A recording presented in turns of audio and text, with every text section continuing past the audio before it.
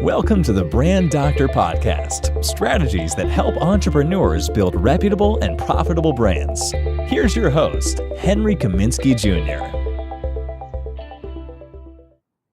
Hey, what's going on, everyone? Henry Kaminski here from uniquedesignz.net with another Brand Doctor Podcast episode for you guys.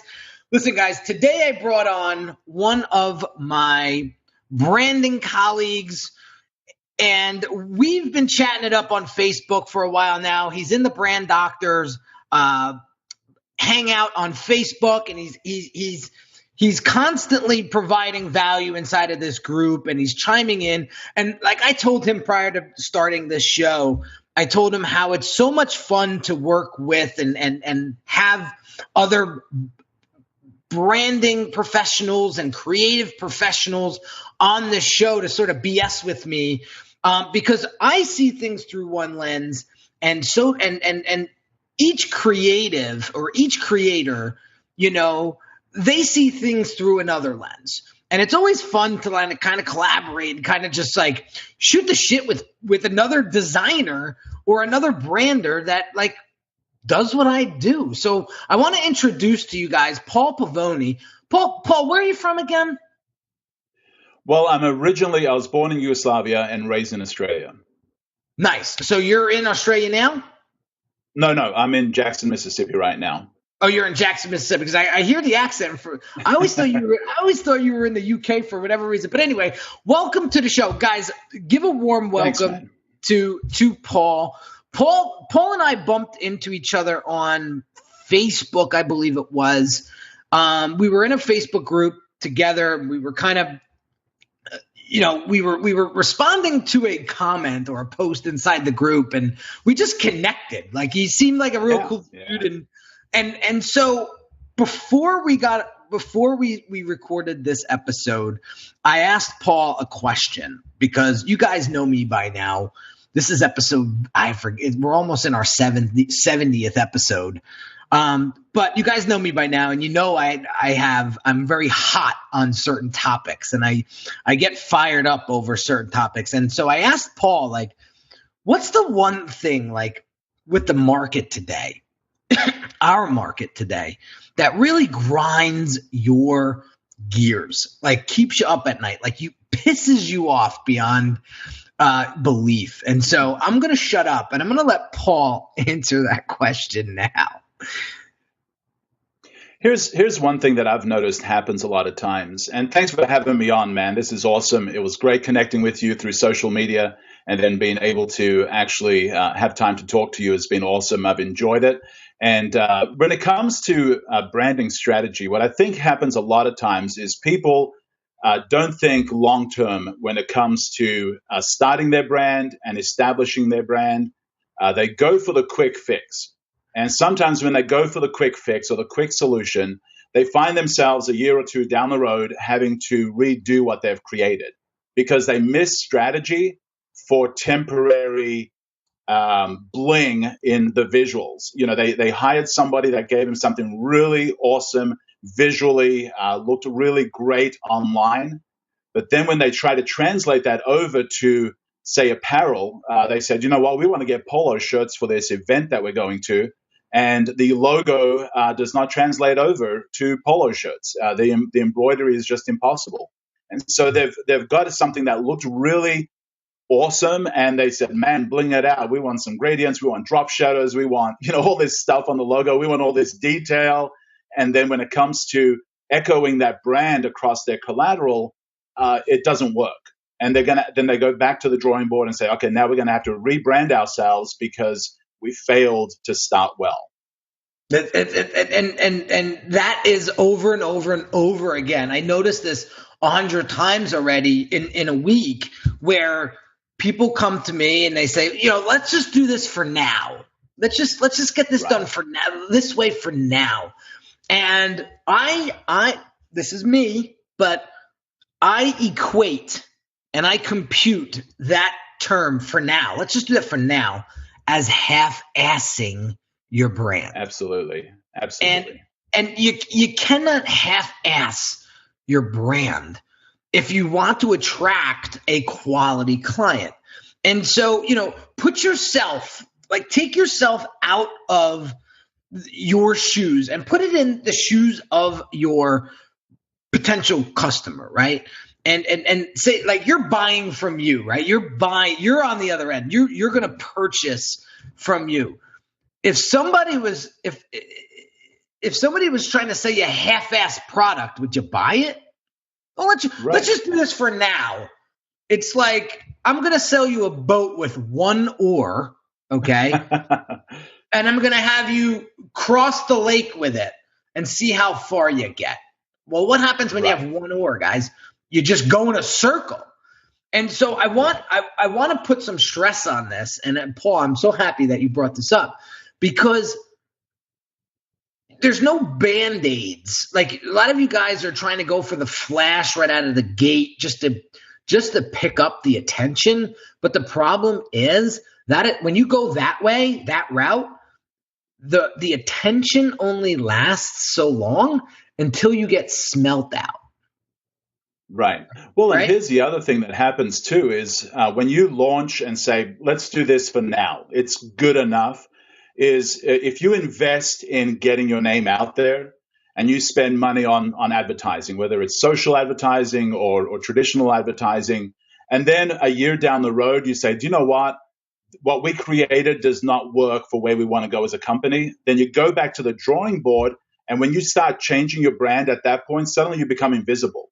All the equity that you put into the brand and getting it out there, suddenly they're like, is that still you, or is this a different company with a similar name?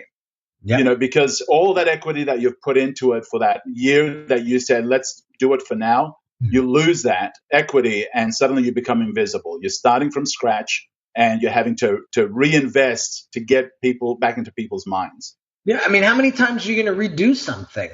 Right. So like Paul, as a creative, like myself, and, I go for the timeless look. Right. Right. I popped in on one of your Facebook lives a couple weeks ago, might have been a week ago or so. And you were talking about how, people develop logos to what's trendy at that time, right? So like back in the early 2000s, like a beveled, I don't want to get too techie on our audience, but like a beveled logo, right? If you would see a beveled logo today, you would run as fast and furious away from that brand as you possibly could, because it looks like something from the 60s, right? Right. You were talking about how designing for current trend is sort of a not so good strategy, when it comes to developing brand and building the identity for it. So I wanted you to kind of expand on that, because again, it all goes back to looking pretty to get the attention, yet do you ever date a really hot girl or a really hot guy, and when you get to dinner with them, they have a personality of a snail? Right. It's the same thing. Absolutely. And when it comes to following trends with design, a lot of people say, well, we want to reach the younger market. Therefore, we're going to create a logo that's really hipster. We're using a bunch of fonts. It kind of looks like every hipster piece out there. But then you only do that if you're willing to change every few years as the trends change, as the things change. If you're not, if you're in for the long term, create something timeless. And if you look at the biggest companies out there, their logos are not super complicated, but they're smart. They're simple and they're smart. And so if you're wanting to reach a certain demographic, go with a simple logo, but then create campaigns that are visually attractive to that demographic.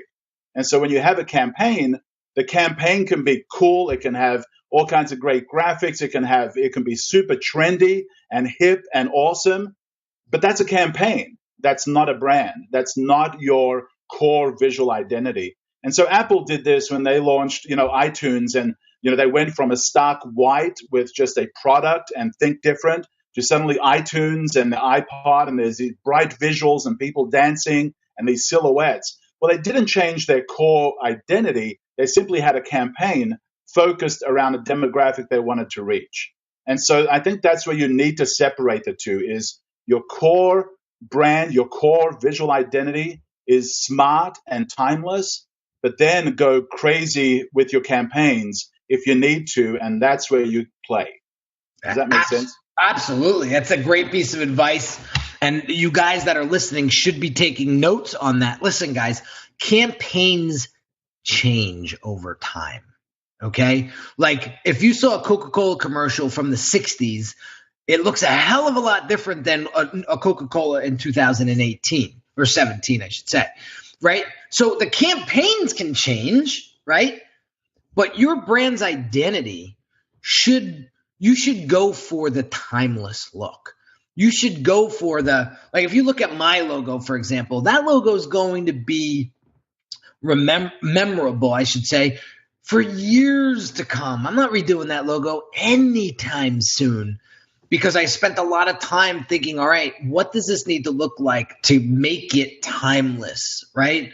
And so there's a lot of timeless brands out there. Look at Rolex. Look at I'm always going to call out higher quality brands and more luxury brands because I feel like they get it when it comes to playing the long game, when it comes to creating and developing that status, and I was talking about this on one of my Instagram posts not too long ago about how status really opens up the door for opportunity. I mean, it really does. And so, everybody to each his own, right? Depending on who it is that you're trying to market to and sell to. But at the end of the day, you're elevating someone's status, right? And that's what we need to focus in on when we're creating a brand identity. And the funny thing, we keep going back to the logo because it's easy to talk about.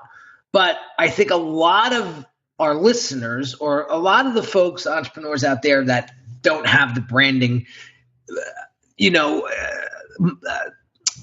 knowledge that we do, right? Because this is what we do every day, right? We geek out on this stuff. But the folks that don't, right, they try to have their logo do everything. Right. Absolutely. That's a good point. They do. They think that the logo is all of it, and the logo's got to be the end all for the brand and the main lead with piece of their branding, as opposed to all the other parts that make up a visual identity, patterns, how photos are treated, the messaging, all that kind of stuff. That's a part of the visual that carries some of that weight. And a lot of people think the logo is what's going to get their attention. Maybe, but it's all the other visuals that become a part of your core visual identity that are important. And I think a lot of people miss that. And sometimes they try, because they don't know what they're doing, they go for the wow when simple and smart would be wiser. There you go. It's better to go simple and smart than to go wow and naive. I mean, look at freaking Apple, for crying out loud. I mean, their icon is an apple with a bite mark in it. Really? But iconic. Right. So, Apple gets used a lot in examples, especially from creatives like us, right? But at the end of the day, it's a perfect example of timeless, iconic, So, guys, folks that are listening, give your logo a break.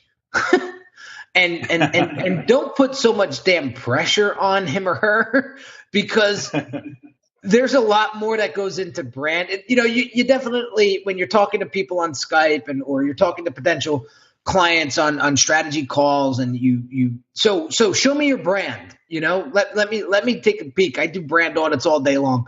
Let me take a peek at your brand. And they share screen and they put their logo on the screen. And they're like, this is my brand. And I'm like, oh no. We got a lot of work ahead of us, friends.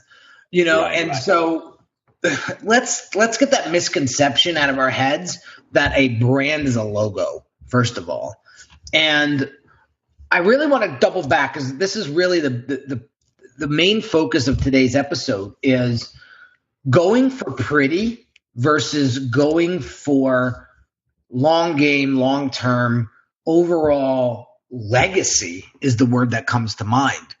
And right. I really want Paul to go in on it a little bit deeper when it comes to this let's just make it pretty for now mentality, and what are some of the casualties that happen when people go down that rabbit hole.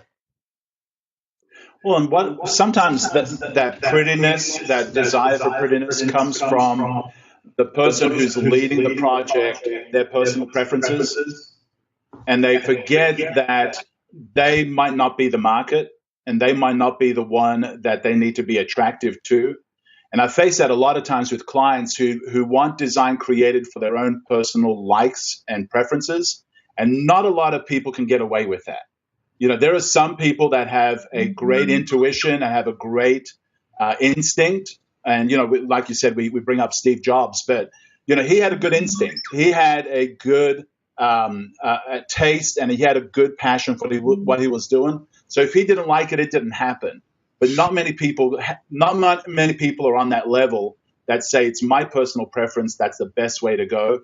And so without looking at what market you're trying to reach, a lot of people say, well, I really love blues, or I really love pinks, or I really love, you know, whatever color it is, but it's missing the market that you're trying to reach. And I know you've done things where you've talked about colors, and colors are important, not just based on your personal preference, but the market that you're trying to reach, what that color might represent in that market, especially if you're an international company, being mindful of what red represents in certain countries, of what green represents in certain countries. And so sometimes you go for that visual bling and you say, just go all out. And do you know what? In the icon, I want the icon to have a man standing, reading a book with the world behind him and doves floating around him and a wreath, you know, and all this stuff on there.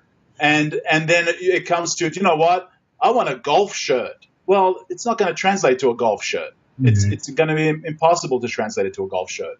Yeah. And so I think sometimes we miss the strategy because we want to wow. And like you said, we put all the weight on the logo to do the work when the logo is such a small part of the overall brand of a company. That's it. I mean, in a nutshell. And so that's some of the things that I want you guys that are listening to pay attention to. There's a lot more to it than going for the pretty. Right, going for the too much, right? The too much or over the top, right? When Paul said, when you keep it simple and smart, you know, and think 10 years from now, 15 years from now, will this logo stand a chance, right? And guys, I get it. You don't know what you don't know when it comes to building your brand or building your business. A lot of you guys know how to make T-shirts. A lot of you guys know how to make do hair. I have clients in the fashion industry, right? People who style clothes. Like, you guys are in all different types of niches, right? So you guys need to understand that it all comes down. Branding comes down to you. Right? And what you stand for and what your tone is and what your voice is and what your image is. And you made a great point before how some people just have the intuition, like Steve Jobs. I feel like I'm one of those people too, where I could see something, and that's how I got into design in the beginning. I just had this eye, but 98% of the world doesn't. And that's what we need to. That's why we're here, to help those folks stand clear of the blind spots. You know, I was. Right. This is the story. I was trying to recall it where I wanted to go with this. There was a story that I wanted to share with you. So it was a couple days ago, and you guys know on Facebook and Instagram, I always post like. Branding concepts, logo concepts, or book cover concepts, podcast cover concepts. And I get you guys voting on what concept you guys like the best. So I had happened to buzz by one on my Facebook feed, and the guy had this killer logo. I mean, I could tell he got it done somewhere else, like one of those 5 and dime types of designs. I could tell because I know how they showcase the proofs, right? But I was shocked on how impressive this design was. And I said, so he was like, what color should I go with, the green or the blue, right? And so I had to comment because I was reading the comments, and it was exactly what you just said. There was people going, well, I've always been a green guy, so I'd go green. And I'm like, this is the worst advice that this guy's getting. And God forbid he takes it. And right. So I chimed in, and I wrote like a 3-paragraph post, right? And I was like, first off, I got to tell you, this logo is fantastic. I could tell that you were awesome at communicating your vision, because when you're able to do that, this is how logos come out. That's number one. Right. Number two, I said, I see green and I see blue. And there's two different values that represent each color. Blue is a very trustworthy color. It evokes trust and it represents trust. Green, it evokes growth and represents growth.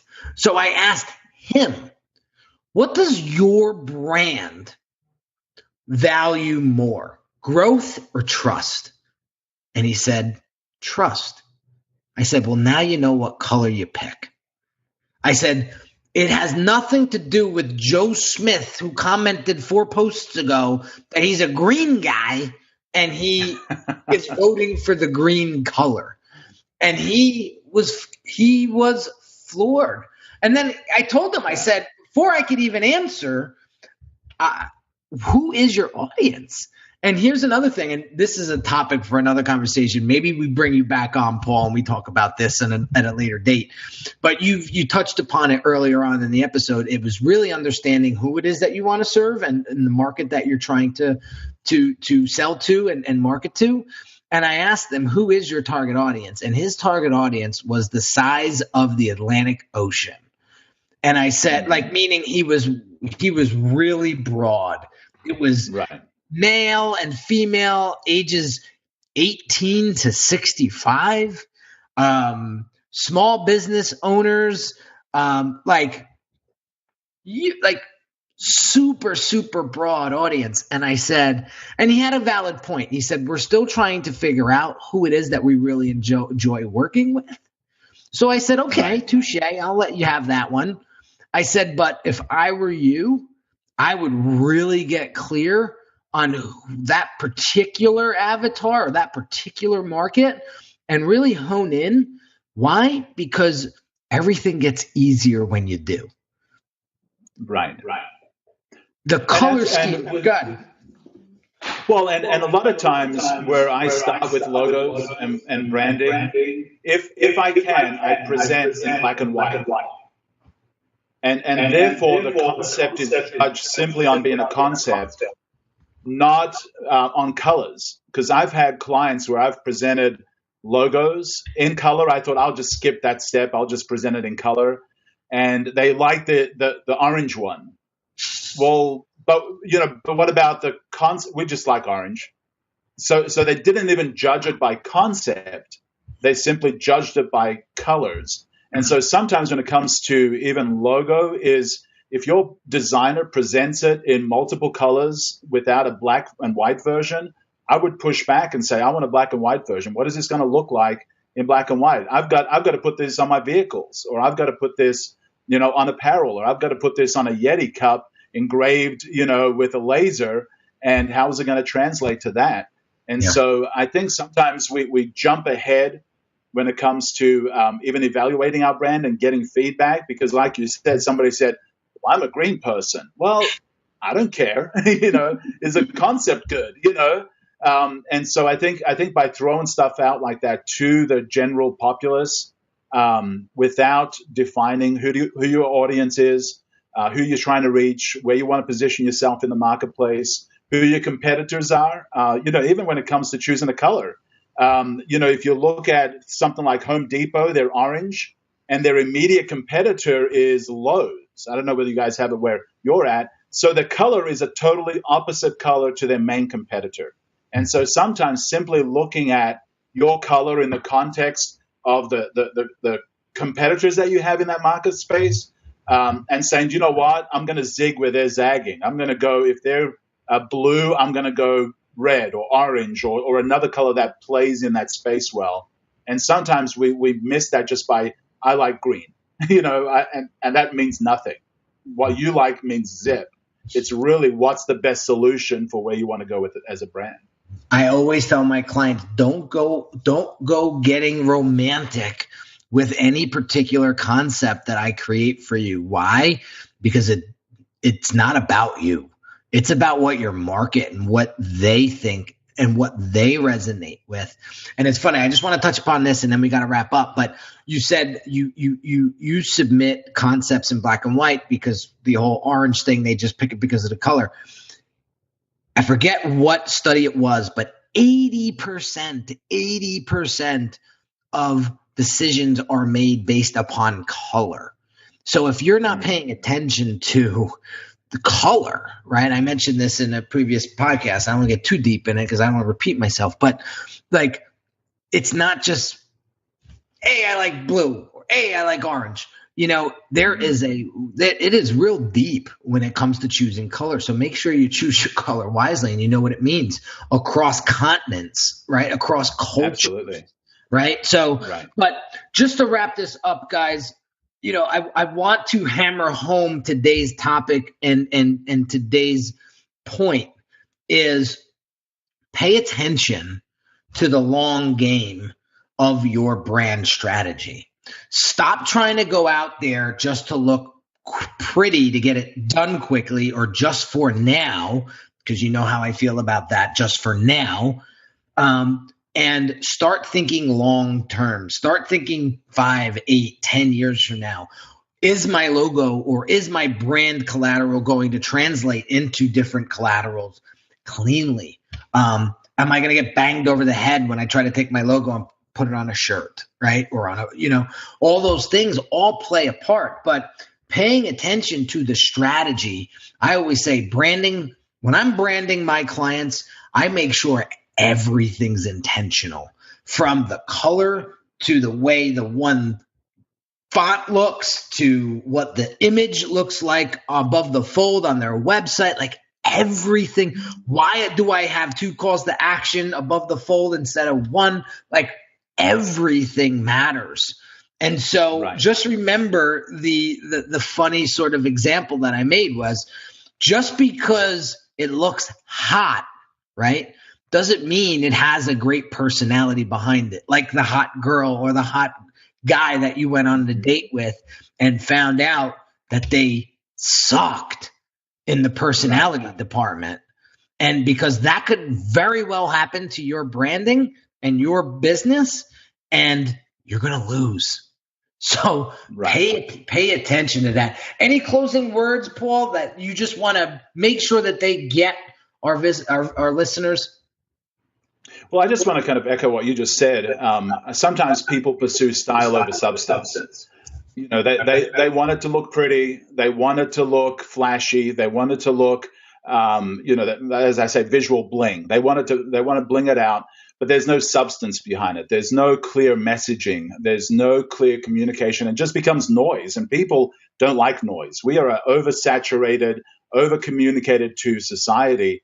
And if it gets complicated, if they have to think too hard about it, if it's visually just uncomfortable to look at, they're going to switch you off. They're going to go to somebody who can communicate clearly. And so be careful about style over substance. Is make sure you have your good substance in there, your good content, your good messaging, and a clean, smart logo. And that'll take you a lot further than a lot of people starting out. A clean, smart brand. Smart brand. I think because you will get the consequence of this, guys, is very simple. You will be smelt out very quickly social media has a tendency to do that in 2017. And if you want to be